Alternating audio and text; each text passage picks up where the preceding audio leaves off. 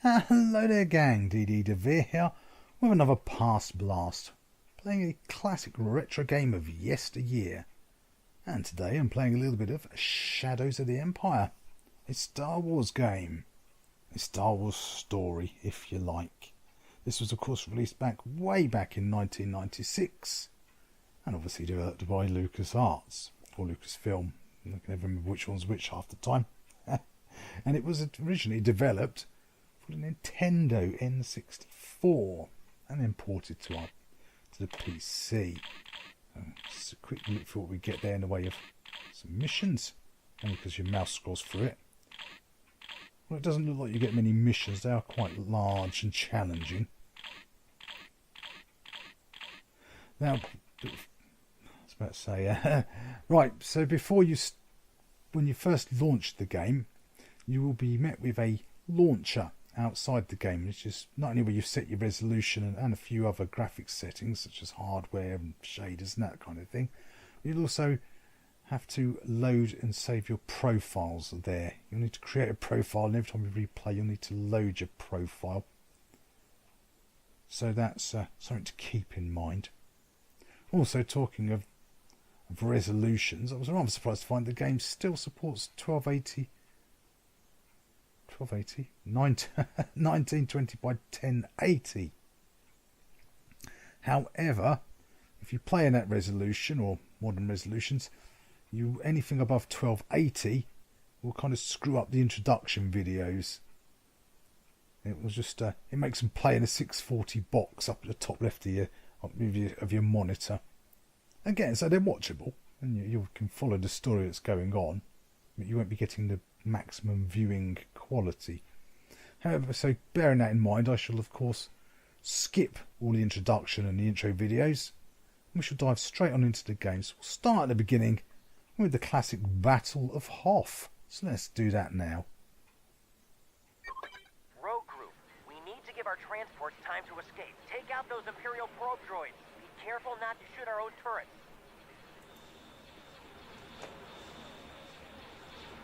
First things first, let's hit escape. Let's see our other options. So overlays, as you guess, that's just so you can keep track of your lives, your health and your ammo. Seeker camera, that's if when you've got the seeker weapon, if you want to see a little camera view as you fire them, and obviously your volume settings. But now controls, it's a bit odd. You've got sets and user rebindable, and some have a reversed axes on your mouse and also your controller. So I'm going to leave it on this. There are other settings, and the other ones, the user set is rebindable, but it's a very strange system that even I'm not sure how I got to where I am playing.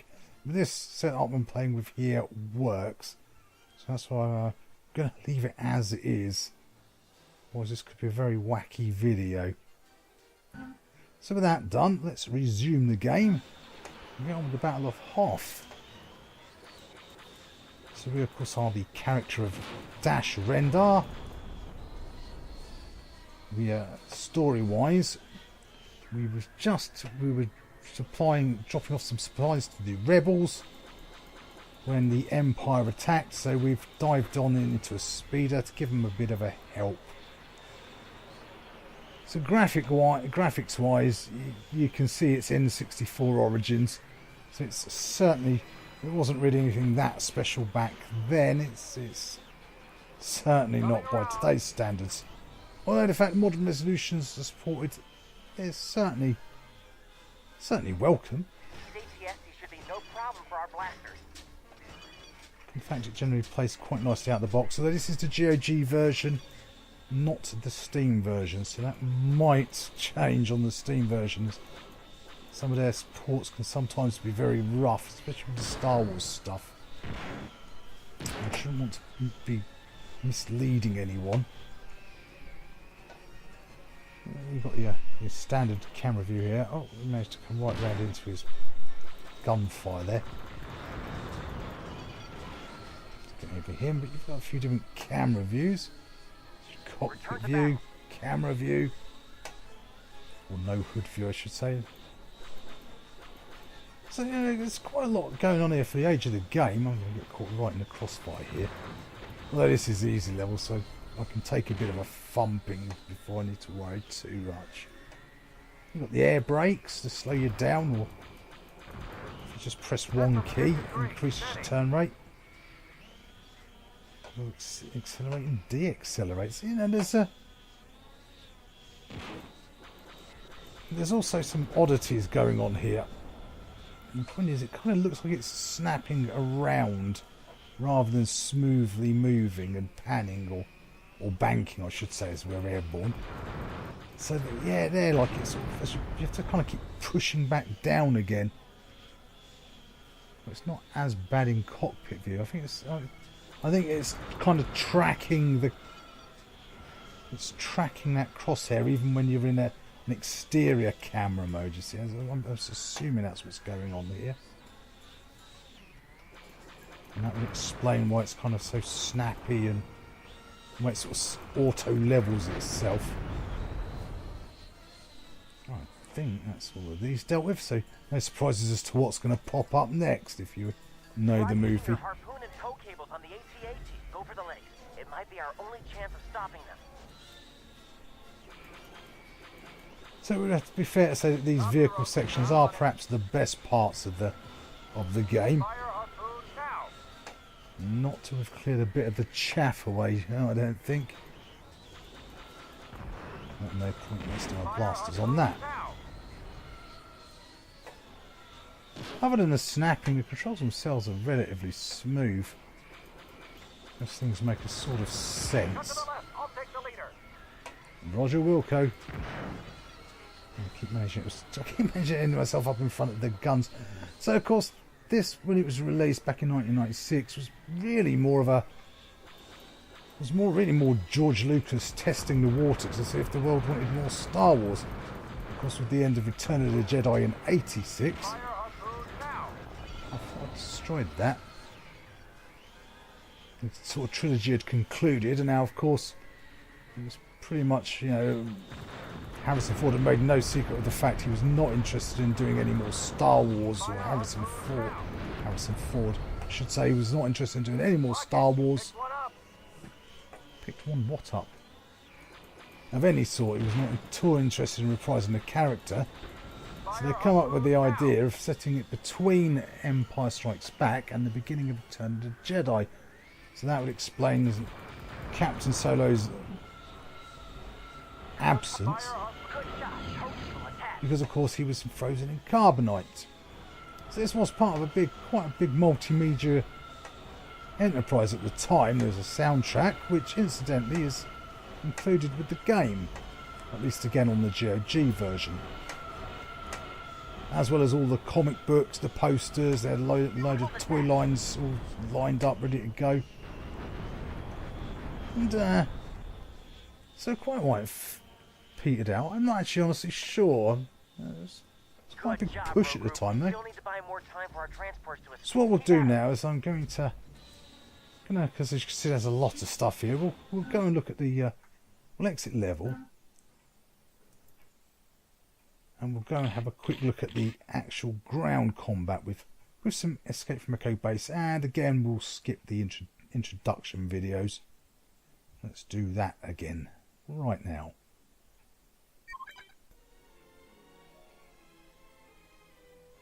The Empire has destroyed the main generator. The shield door to Bay 3 is sealed, and we can't take off.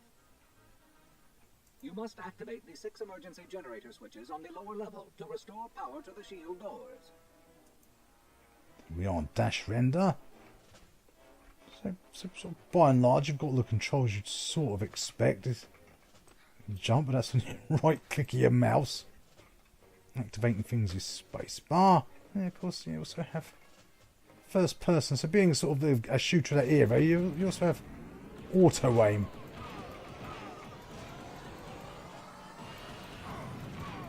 Of sorts. It's a bit of a... Of course, these are supposed to be Star Wars blasters, so as we know, they're not supposed to be super accurate anyway. So I guess that does explain why occasionally the auto aim. The auto aim is can be quite unreliable in a lot of times. Sometimes it will absolutely snap onto someone from miles away and easily nail them. The next time around, they'll be virtually point blank in front of you, and you won't be able to hit them for anything. So it's yeah, very much a product of its time. And also, if you have to hold a separate key, in this case V, to get a separate actual look. And it's not a full 360. It's like a head cam. So yeah, it's a strange sort of thing going on here. Oh, there's no one there. Ha! Panicked over nothing. Oh, there was someone there though. Also, because it's an old school shooter, you can, of course, as here, I'm just not using my keyboard at all. I'm just moving the mouse around. And yeah, the controller as well. Also, you can also use the controller here as well as in the vehicles. So you've got the options. You certainly have got the options when it comes to controls. Come on, out you come. That's the downside of the auto aim, of course, is trying to sometimes catch a bead on things. It's not the easiest. That is a gun turret. There we go. And of course, in old school style, there are secrets to be found. So in this case, you'll see those little rebellion icons. Oh, I've got something you've got. We have company. Where are you? There you are. So that's another bit of a sticking point with this game.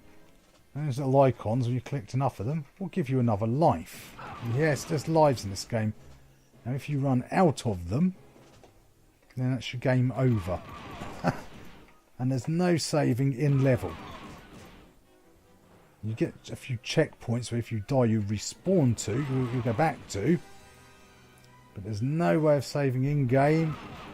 So, and if you lose your lives, yeah, it's can be quite like a lot of these old games. It can be quite challenging in places. As you'll certainly see in a moment when we get near those ledges. Oh dear. Because there's something wacky going on there as well. Now, alright, fair enough, this is supposed to be half an ice planet. So maybe,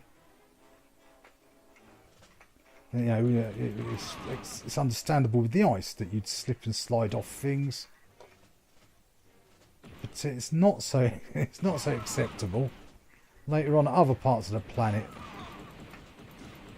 Or other planets. Because there's a lot of areas where there's stuff like this, and you'll often bounce off the walls or to your doom. That can happen a lot. Or you'll just slide off. There's a set of steps coming up shortly. So there, I can't quite get this one with the auto aim. If I do this, I might be able to get him. There we go. But yeah, walking around these edges is quite frustrating, and crouch doesn't help because it literally just crouches you. There's no yeah, you can't move while crouched. So it's a bit of an oddball mix, this game. There's a lot of it. There's in terms of the size of the levels, but the lack of amount of saving between them, especially if you're concerned about the number of lives you've got, is certainly an issue. It leads to a lot of areas where frustration is sometimes more than fun. That's it. Oh, that's gun turret. I'm going to save my seekers. So there, it was brilliant. Picked that guy right up. No problems. Yeah, these here. Really quite off-putting sometimes having to jump these sort of things.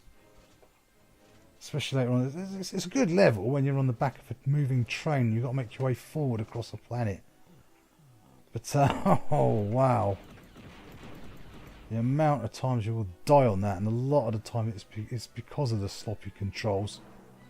So those red ones there they're a whole life. There's the silver ones you have to collect. I think it's 3 of them. And then you get your life.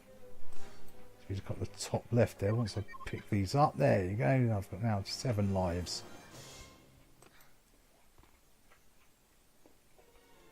So yeah, again, it's that mix of old school and new. Of course, these days the whole concept of lives during a game has thankfully gone the way of the dodo. It's not something I particularly miss, although of course, not for shooters anyway. I mean, for other style games, it's probably fine. But not so much in shooters. In platformers, it wasn't a problem. But here, in the FPS style or third-person style games, it's not a welcomed sight, shall we say?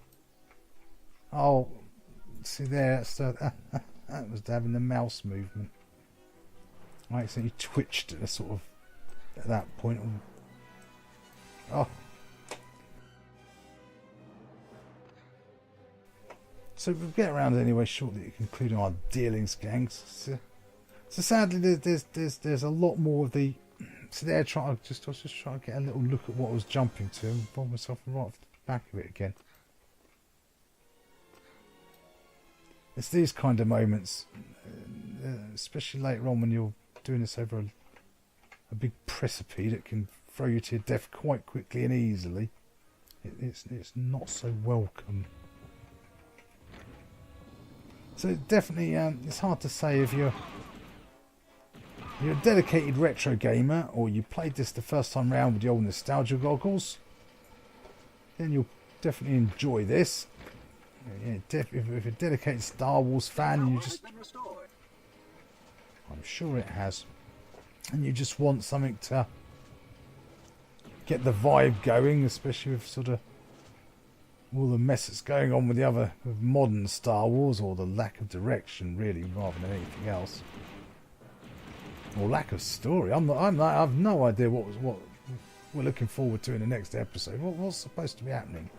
If anyone knows, put it in the comments below, because there's not really a clear narrative going on. I mean, everybody seems to basically be dead. So what's going to happen next? That actually matters. I mean, it's kind of, that's why I've lost the interest. There's a clear narrative in the original Star Wars, but here, I've absolutely no idea. So of course, yeah. Of course, there's boss fights and secrets, all the good things you expect from a FPS at this time. So this is where the controls are slightly comes. We need to get behind him and then hit the, whoops, we don't get stood on, the V key to look. Actually, I should just switch to it. Picked up my Seeker weapons, didn't I? So let's get a couple of those. Oh, that's better. This is doing him quite nicely. Oh, don't stop moving at that point. But this is on the easy setting, so that wasn't too challenging. So yes, it's a shame more of the game is this rather than vehicle-based sections, especially later on that swoop bike bit. Oh, blimey, that can be that can be certainly quite challenging, that level.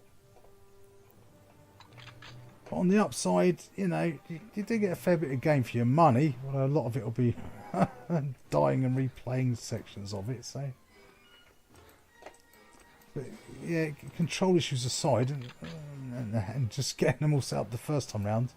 But once you do get them nailed in, it's not. I was about to say it's not the worst, and I fall straight off the edge because I moved my mouse too fast.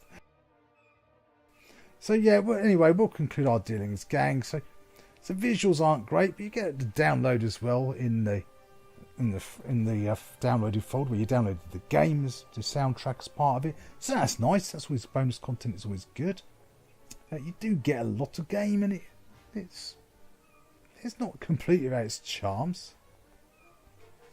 So it just sort of, but at the same time, it is just the glitchiness, the bouncing off of rocks and things, sliding down slopes to your doom repeatedly, can get quite wearing in places.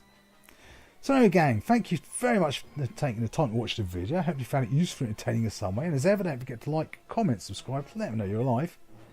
I shall see you all next time. Bye for now.